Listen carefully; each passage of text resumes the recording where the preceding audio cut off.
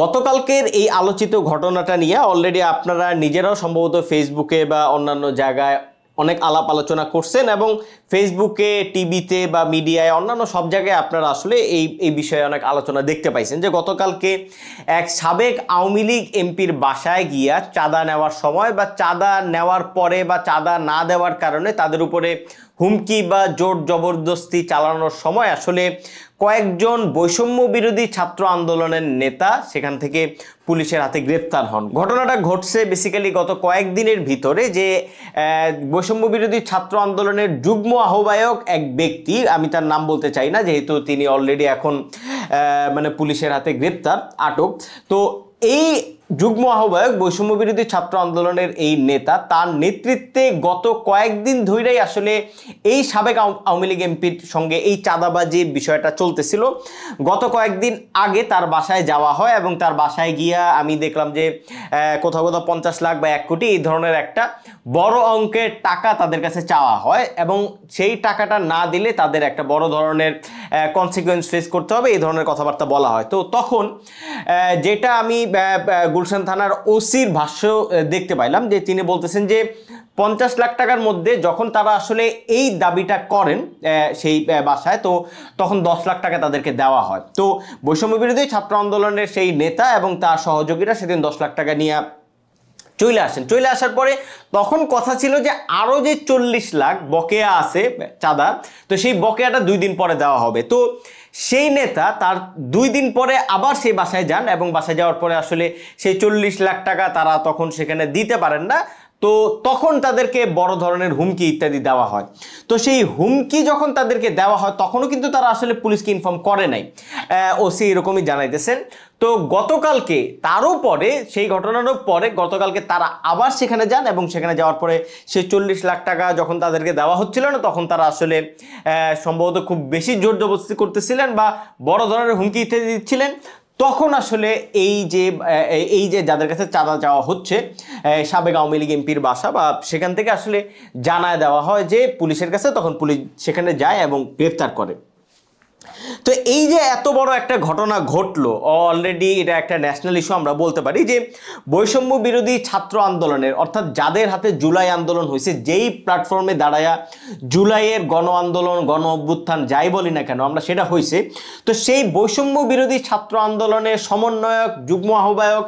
নেতা যখন এই ধরনের একটা ঘটনা ঘটান, তো সেটা কি আসলে পার্টি বা বৈষম্য বিরোধী আন্দোলন নামক যে পার্টি পরবর্তীতে তারা তো এটা আসলে পার্টি হিসেবে ডিক্লেয়ার করছিল, তো এই যে পার্টির ইনভলভমেন্ট ছাড়া কি আসলে হয়েছে?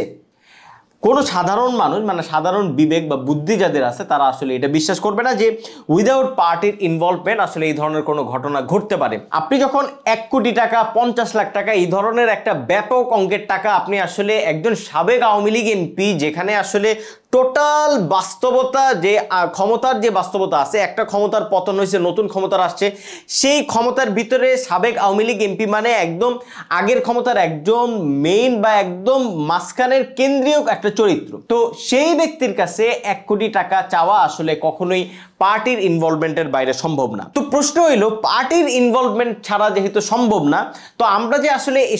জাস্ট একটা ব্যক্তিকে জাস্ট এই যে একজন বৈষম্য বিরোধী ছাত্র আন্দোলনের এক নেতাকে দিয়ে পুরো জিনিসটাকে এইভাবে জাস্ট একজন ব্যক্তির চাঁদাবাজি হিসাবে জিনিসটাকে ইস্টাবলিশ করতেছি, সেটাকে আসলে আমরা ঠিক করতেছি কিনা। বৈষম্য বিরোধী ছাত্র আন্দোলন এই যে প্ল্যাটফর্মটার কথা বলেন বা পার্টিটার কথা বলেন, আর এই যে নাহিদ, হাসনাত আবদুল্লাহ, সার্জিস আলম ওনাদের যে এনসিপি, এই দুইটার কথা যদি বলেন,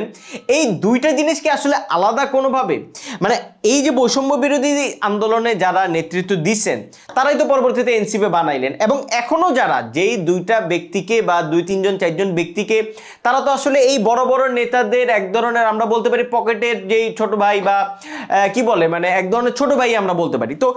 এই যে বৈষম্য বিরোধী ছাত্র আন্দোলন যাদের মাধ্যমে তৈরি হইলো, যেই বৈষম্য বিরোধী ছাত্র আন্দোলনের নেতারা এই এনসিপি গড়ে তুললেন এবং যারা এখনো এই বৈষম্য বিরোধী ছাত্র আন্দোলনকে হাতের মুঠো থেকে বের করেন নাই এবং পুরো জিনিসটা তারাই আসলে চালাইতেছেন, অর্থাৎ জুলাইয়ের এই বড় নেতারা, তাইলে কি তারা আসলে এই চাঁদাবাজির এই ঘটনাটাকে তারা আসলে ওভারলুক করতে পারেন কিনা। কিন্তু গত একদিনে মানে এই যে জুলাইয়ের যে বড় নেতারা যাদের কারণে জুলাই হয়েছে এবং যাদের কারণে বৈষম্য বিরোধী বলেন এই টোটাল যে পার্টিটা বা প্ল্যাটফর্মটা যাদের মাধ্যমে তৈরি হয়েছে, এই জুলাইয়ের বড় বড় নেতারা গত একদিনে এই ঘটনাটা চাওয়ার হওয়ার পরে তারা কি একটা বিবৃতি কেউ দিছে? নাহিদ ইসলাম, হাসনাত আবদুল্লাহ, সার্জিস আলম, তাদের কারো মুখ থেকে একটা বাক্য শুনছেন যে হ্যাঁ আমরা এই চাঁদাবাজির বিরুদ্ধে বা আমরা আসলে এই চাঁদাবাজিকে অ্যালাউ করি না বা আমরা আসলে জুলাইয়ের প্ল্যাটফর্মের মাধ্যমে জুলাইকে ব্যবহার করে এই যে চাঁদাবাজি হচ্ছে এই জিনিসটা আমরা মানে মানে এটা প্রতিরোধ করতে চাই, তাদের কারো মুখ থেকে কথা শুনছেন? শুনেন নাই। আপনারা যেটা শুনছেন সেটা হচ্ছে যে এই বড় নেতাদের যে ছোট ভাইয়েরা আছে যাদের মাধ্যমে এই যে বৈষম্য বিরোধীটাকে তারা আসলে একটা পকেট সংগঠন হিসাবে এখন ব্যবহার করতেছে, এই বৈষম্য বিরোধীর এই পকেটে থাকা ছোট ভাইয়েরা বা ছোট নেতারা, বড় ভাইদের ছোট ভাইরা, তারা একটা ঘোষণা দিয়েছে যে বৈষম্য বিরোধী আন্দোলন প্ল্যাটফর্মের সকল দেশব্যাপী কেন্দ্রীয় কমিটি ছাড়া দেশব্যাপী যত কমিটি আছে সব তারা আসলে উইথড্র করে নিল বা সব কমিটির কার্যক্রম স্থগিত করা হইল। এই যখন সিচুয়েশন হইল তখন খুব স্বাভাবিকভাবেই সেটা বোঝা যায় যে এই বৈষম্য বিরোধী ছাত্র আন্দোলনের যেই উপরে যেই বড় নেতাদের যে প্রভাব বা এই বৈষম্য বিরোধী ছাত্র আন্দোলনের মাধ্যমে বড় নেতারা তাদের যে কার্য হাসিল করেন বা কইরা থাকতে পারেন, এই দায়টা তারা আর মুখোমুখিভাবে কনফ্রন্ট করলো না এবং ছোট ভাইদেরকে দিয়া এই পুরা সিন্ডিকেটটা আসলে এক ধরনের মানে ধামাচাপা দেওয়ার চেষ্টা তারা চালাইলো। এখন আমি আপনাদেরকে গত কয়েকদিন আগের একটা ঘটনার কথা মনে করাই দিই, যে আপনাদের মনে থাকার কথা যে বসুন্ধরাতে বা কোনো একটা এই বসুন্ধরায় সম্ভবত একটা গাড়ির গ্লাস নামায় এক মহিলা এনসিপির এক নেতাকে গাড়ির গ্লাস নামাইয়া 8 লাখ বা 10 লাখ টাকার একটা চাঁদা দিচ্ছেন এবং সেটা একটা বড় অর্থাৎ মানে 50 লাখ টাকা বা 48 লাখ টাকা সম্ভবত সেই একটা বড় অ্যামাউন্টের একটা অংশ, সে 8 লাখ টাকা। তো সেই ঘটনাটা যখন বের হয়েছিল সেই ঘটনার সময়ে এই কেন্দ্রীয় বড় নেতারা নাহিদ বলেন, হাসনাত বলেন, সার্জিস বলেন, তাদের আসলে কি ধরনের বক্তব্য ছিল তখন আপনাদের খুব ভালোভাবে মনে আছে যে তারা এই পুরা জিনিসটাকে আসলে এমনভাবে হাজির করলো যেন তারা সেই মহিলা আসলে তাদেরকে মানে এক ধরনের দান খয়রাত করতেছে বা এক ধরনের মানে ক্রাউড ফান্ডিং বা এই যে জিনিসটা এই মানে তাদেরকে চাঁদা দিচ্ছে এমন একটা ভঙ্গিতে যে তাদের ভালো চায় বা তাদেরকে এক ধরনের আমরা বলতে পারি প্রণোদনা দিচ্ছে। তো সেই প্রণোদনাকে তারা এমনভাবে হাজির করলো যেটা চাঁদাবাজি না, বা এই পুরো জিনিসটাই আসলে সেই মহিলার সঙ্গে তাদের আসলে একটা রাজনৈতিক ডোনেশন। তো ফাইনালি যেটা দাঁড়াইলো যে সেই মহিলার এই ঘটনাটা এই যে চাঁদা জিনিসটা এই পুরো জিনিসটাকে তারা আসলে বাজার থেকে আউট করে দিল। তার কয়েকদিনের মাথায় আমরা বলতে পারি 1.5-2 সপ্তাহের মাথায় গতকালকের এই ঘটনা। গতকালকের আরেকটা ঘটনা ফেসবুকে বেশ ঘুরে বেড়াইতেছে। আপনারা জানেন যে একটা কোনো মেলাকে কেন্দ্র করে একটা উদ্যোক্তা যার আসলে একটা মেলায় একটা স্টল দেওয়ার কথা বা কয়েকটা স্টল দেওয়ার কথা, আমরা সেই কনভারসেশনে আমরা দেখতে পাইলাম যে সেই উদ্যোক্তা মহিলা তিনি আসলে 4-5 লাখ টাকার মতো একটা অ্যামাউন্ট তিনি আসলে খরচ করতে পারবেন। তো সেখানে রেজাউল নামের আরেক সমন্বয়ক সেই মহিলাকে ফোন করতেছে এবং ফোন করে মহিলার হাজবেন্ড বা কেউ একজন তার সঙ্গে কথা বলতেছেন এবং কথা বলে তার কাছে 10 লাখ টাকা চাইতেছেন এবং সেই 10 লাখ টাকার ব্যাপারে তারা বলতেছেন যে উদ্যোক্তা মহিলা বা উদ্যোক্তা মহিলার স্বামী বা তার যে মানে তার সঙ্গে যিনি আছেন তিনি যখন বলতেছেন যে এই 10 লাখ টাকা তো আমাদের পক্ষে সম্ভব না, কারণ আমরা তো আসলে 4-5 লাখ টাকার একটা ব্যবসা নিয়ে নামছি। তো এই বাস্তবতায় তখন এই যেই লোক যে সমন্বয় তাদের সঙ্গে কথা বলতেছিল তিনি বলতেছেন যে তাইলে আমি উপরের সঙ্গে কথা বলে দেখি। তো এই যে উপরের সঙ্গে কথা বলা, এই উপরের সঙ্গে কথা বলা কার কাছ থেকে আসলে এই পুরো জিনিসটা আসলে মানে আসতেছে, এই যে উদ্যোক্তাদেরকে ধরে হ্যাঁ আগের ঘটনাটাও একটা উদ্যোক্তারই ছিল যে তার আসলে এক ধরনের কার্য হাসিল করার থাকে বা তার আসলে একটা ব্যবসা আগায় নেওয়ার থাকে। তো দ্বিতীয় ঘটনাটাও সেম। তো এই যে ঘটনাগুলো মানে ঘটতেছে মানে তাদের কাছ থেকে যে এই যে চাঁদা চাওয়া হচ্ছে এবং সেখানে উপরের একটা দেখি ভাইকে বইলা দেখি এই যে একটা বাস্তবতা তৈরি হচ্ছে, এতে আসলে যেটা প্রতীয়মান হয় যে এই পুরো সিস্টেমের মধ্যে একটা ছোট ভাইমূলক একটা গ্যাং আসলে নিচে ফাংশন করতেছে এবং উপরে বড় ভাইরা সক্রিয় আছে এবং যখনই কোনো ঘটনা এখানে হাজির হয়ে যাচ্ছে বা প্রকাশ হয়ে যাচ্ছে তখন বড় ভাইরা সামহাও সেই জিনিসটা থেকে দায় মানে না স্বীকার করে কোনোভাবে জিনিসটাকে ধামাচাপা দিয়ে নিজেদেরকে সরায় নিতেছে। গতকালকের ঘটনায় সেই জিনিসটাই আবারও হাজির হইলো যে এর আগে যেভাবে তারা আসলে জিনিসটাকে রাজনৈতিক ডোনেশন হিসেবে বাতিল করে দিছিল, বা গতকালকেও আসলে তারা আসলে এই পুরো জিনিসটা থেকে নিজেদেরকে এমনভাবে দূরে সরায় রাখলো যেন বৈষম্য বিরোধী প্ল্যাটফর্মকে কেন্দ্র কইরা কিছু পাতি নেতা বা এলাকার পোলাপাইন আসলে লক্ষ লক্ষ কোটি কোটি টাকা চাঁদাবাজি করতেছে এবং এখানে তাদের কোনো সংশ্লিষ্টতা নাই। আমি এখানে যেই জিনিসটা আপনাদেরকে খুব জোর দিয়ে বলতে চাই সেটা হচ্ছে যে আপনারা যদি বসুন্ধরা সে 8 লাখ বা 10 লাখ টাকার যে মানে কেসটা, যে মহিলা যে জানলার গ্লাস নামায় তাদেরকে দিচ্ছিলেন, এই ঘটনাটা যদি আপনি বুঝেন তাহলে আপনি খুব সিম্পলি বুঝতে পারবেন যে এখানে যা টাকা আদান প্রদান হচ্ছে এই পুরো জিনিসটাই আসলে একটা মানে রাজনৈতিক চাঁদাবাজি, এবং এটা আসলে আলটিমেটলি এনসিপিকে পাওয়ারফুল করবে বা এনসিপির যে ফান্ড আছে সেটাকেই আসলে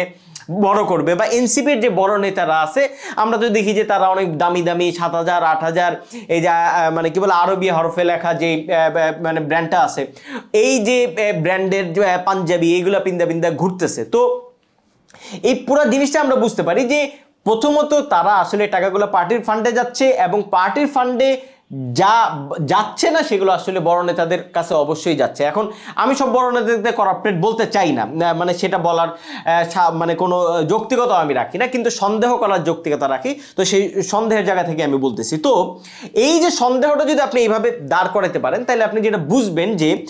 এই যে বৈষম্য বিরোধী ছাত্র আন্দোলনের যে প্ল্যাটফর্ম, এই প্ল্যাটফর্মটা যেহেতু জুলাইয়ের আন্দোলনে সক্রিয় ভূমিকা রাখছে, তো সমাজের যেই সকল স্তরে আসলে এনসিপির যেই পরিমাণ মানে অবস্থান, বা এনসিপি সমাজের যে জায়গাগুলোতে পুরোপুরি অ্যাক্সেস পায় নাই সেই জায়গাগুলোয় আসলে এই বৈষম্য বিরোধী কমিটিগুলা সক্রিয় আছে, এবং এতকাল ধরে গত 1 বছর ধরে বেসিক্যালি এই বৈষম্য বিরোধী ছাত্র আন্দোলনের এই প্ল্যাটফর্মকে ব্যবহার করে এই চাঁদাবাজিগুলো চলছে। এবং যেহেতু বৈষম্য বিরোধী ছাত্র আন্দোলনের সঙ্গে এই জুলাইয়ের বড় নেতাদের কোনো প্রকার মানে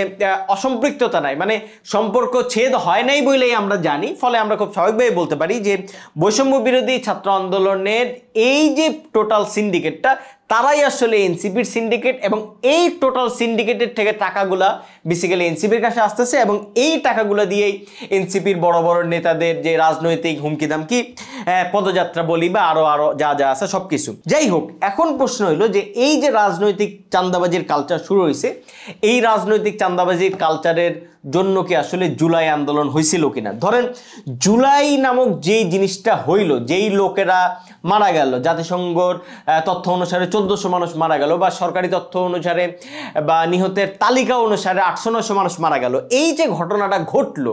এর ভিতর দিয়ে যে জুলাই এন্টিটি তৈরি হলো, এই যে জুলাই পরবর্তীতে 1 বছর পার করলো, সেই 1 বছর পার করার পরে জুলাই নামক যেই জুজুকে ব্যবহার করে এই যে চাঁদাবাজির ঘটনাটা ঘটতেছে, এই যে নতুন বন্দোবস্তের নামে এই যে চাঁদাবাজি বন্দোবস্ত শুরু হয়েছে, এর দায় আসলে আমরা কাদেরকে দিব? এই দায় মানে যেই ব্যক্তিরা যাদের জীবনের রিস্কের বিনিময়ে জুলাইটা হইলো, নাহিদ, হাসনাত বলেন, সার্জিস বলেন, তাদের কারণেই তো এই জুলাইটা হইলো। আবার এই ব্যক্তিদের মাধ্যমে আমরা দেখতেছি যে এই পুরা জিনিসটার মানে জুলাই জিনিসটার আসলে সবকিছু ধূলিসাৎ হয়ে গেল, এবং ধূলিসাৎ হয়ে যাইতেছে এই অর্থে যে আপনি তো জুলাই নামক একটা জিনিসকে ব্যবহার করে অন্তত চাঁদাবাজি করতে পারেন না। তো সেই জুলাইকে ব্যবহার করে যখন এইভাবে চাঁদাবাজি হচ্ছে তখন আসলে এই বড় নেতাদেরকে আমরা আবার কিভাবে দায় দিব? ফলে প্রশ্নটা হচ্ছে যে আমরা আসলে এমন একটা সিচুয়েশনের মধ্যে দাঁড়াইছি যে সিচুয়েশন থেকে আসলে আমরা না পিছাইতে পারতেছি না আসলে আগাইতে পারতেছি, এবং কাদেরকে আমরা দায়গ্রস্ত করব সেটাও আমরা বুঝে উঠতে পারতেছি না। ফলে আমি খুব ক্লিয়ারলি এখানে মানে খোলামেলাভাবেই নাহিদ, হাসনাত এবং সার্জিস, এই যে উপরের সারির যে নেতারা আছে যারা আসলে গণ অভ্যুত্থানের ফেস ছিল, এই ফেসদেরকে এখানে আমি দায়বদ্ধ করতে চাই। এবং আমি মনে করি যে এই যে জুলাইয়ের যে টোটাল জিনিসটা, এই যে দেশে দেশে এলাকায় এলাকায় চাঁদাবাজির ভিতর দিয়ে এই যে জুলাই জুজু তৈরি হলো, এটার দায়টা তাদেরকে নিতে হবে। এবং ইনারা যেভাবে জুলাই নামক এই জুজুকে ব্যবহার কইরা চাঁদাবাজি কইরা বা এই যে মবের মধ্য দিয়ে অন্যদিকে হামলা ইত্যাদির ভয় তৈরি করা, অন্যদিকে তারা আসলে যেভাবে এই চাঁদাবাজি জিনিসটা তৈরি করলো, এবং এর ভিতর দিয়ে তারা আসলে এনসিপির যে রাজনৈতিক ভবিষ্যৎ সাজাইতে শুরু করলো, এর দায় আসলে তাদেরকে নিতে হবে। তবে আমি যেটা তাদেরকে বইলা শেষ করবো এই আলোচনা, সেটা হচ্ছে যে তাদের একটা জিনিস মাথায় রাখা দরকার যে বিএনপি বলেন বা তাদের বিরোধী যে এন্টিটিগুলো আছে, শুধু বিএনপি না, বা আমরা বলতে পারি যে গোয়েন্দা বাহিনীর ভিতরে অনেক লোক থাকতে পারে বা অন্যান্য নানান জায়গায় নানা ধরনের লোক থাকতে পারে যারা তাদের শত্রু। আমরা কিন্তু তাদের শত্রু না। এই যে শত্রুরা, যারা আসলে তাদের রাজনৈতিক শত্রু, তারা কিন্তু আসলে এই পরিস্থিতিতে তারা সতর্ক হোক এটা তারা চাইবে না। কারণ তারা যদি এখন সতর্ক হয়ে যায়, ধরলাম যে তারা সতর্ক হয়ে গেল, গতকালকের ঘটনা থেকে শিক্ষা নিয়ে তারা চাঁদাবাজি বন্ধ করে দিল, তাদের যে রাজনৈতিক সততা এবং রাজনৈতিক অস্তিত্ব বা রাজনৈতিক ডিগনিটি তৈরি হবে, সেটা তো ভালো হবে না তাদের জন্য। ফলে এনারা চাইবে, বিএনপি বলেন বা এনসিপির অন্যান্য যে শত্রুরা আছে, তারা আসলে চাইবে যে এনসিপি সতর্ক না হোক, এই চাঁদাবাজি চালায় যাক। এবং এই চাঁদাবাজির যত ধরনের প্রমাণ আদি ইত্যাদি আছে, আমি ব্যক্তিগতভাবে মনে করি বা অনেকেই মনে করি যে এই জিনিসগুলো কোথাও না কোথাও স্টোর হচ্ছে, এবং এই জিনিসগুলো এমন একটা মোমেন্টে গিয়ে সামনে বাইর হবে যখন আসলে এনসিপির এই বড় বড় লিডার মাস্টার, যাদের কথা একদম দুনিয়া থরথর করে কাঁপে, তাদের আসলে আর কিছুই করার থাকবে না। ফলে আমি তাদেরকে সতর্ক করতে চাইবো এবং বলতে চাইবো যে সব কিছুরই যে কনসিকুয়েন্স থাকতে পারে, সেই কনসিকুয়েন্স হিসাব করে যেন তারা আসলে রাজনীতি সাজায়। রাজনীতি মানে চাঁদাবাজি না, এবং পার্টি চালাইতে হলে চাঁদাবাজি লাগে না। এই যে একটা অপরিহার্য বাস্তবতা তারা আসলে হাজির করে ফেলছে যে চাঁদাবাজি ছাড়া তারা দাঁড়াইতে পারবে না। রূপায়ণ টাওয়ার বড় লোকদের থেকে কোটি কোটি টাকা না নিলে তারা আসলে নাথিং। এই যে একটা জিনিস তাদের মধ্যে গ্রো করছে, এই জিনিসটা যখন তাদের মধ্যে গ্রো করছে, তখনই আসলে টেকনিক্যালি জুলাই শেষ হয়ে গেছে। ফলে আমি মনে করি যে এই অপরিহার্যতা থেকে তাদের মুক্তি পাইতে হবে, এবং তারপরে জুলাই যে কারণে হয়েছিল, জুলাইয়ের স্পিরিট, আকাঙ্ক্ষা, এই জাতীয় যে কথাবার্তাগুলো তারা বলে, সেই রিয়েলাইজেশনের মধ্যে দিয়ে জুলাই যে কারণে হয়েছিল সেখানেই তাদেরকে ফিরতে হবে। এবং সেই জিনিসটা দিকে ফিরতে তারা যত দেরি করবে, আমি মনে করি যে তত তারা আসলে বিপদের দিকে যাইতে থাকবে। এবং এই বিপদ একদিন এমন বড় হয়ে উঠতে পারে যে আমাদেরকে আবারও সেই পতিত স্বৈরাচারের মুখোমুখি হইতে পারে। আমরা সেরকম কিছু চাই না, আমরা ওনাদের উপর ভরসা করতে চাই, এবং আমরা বলতে চাই যে আমরা তাদেরকে ভরসা কইরা ঠকবো না। আমরা চাই যে তারা আসলে কামব্যাক করবে এবং বাংলাদেশের রাজনৈতিক বন্দোবস্তে একটা নতুন একটা বাস্তবতা তারা তৈরি করবে।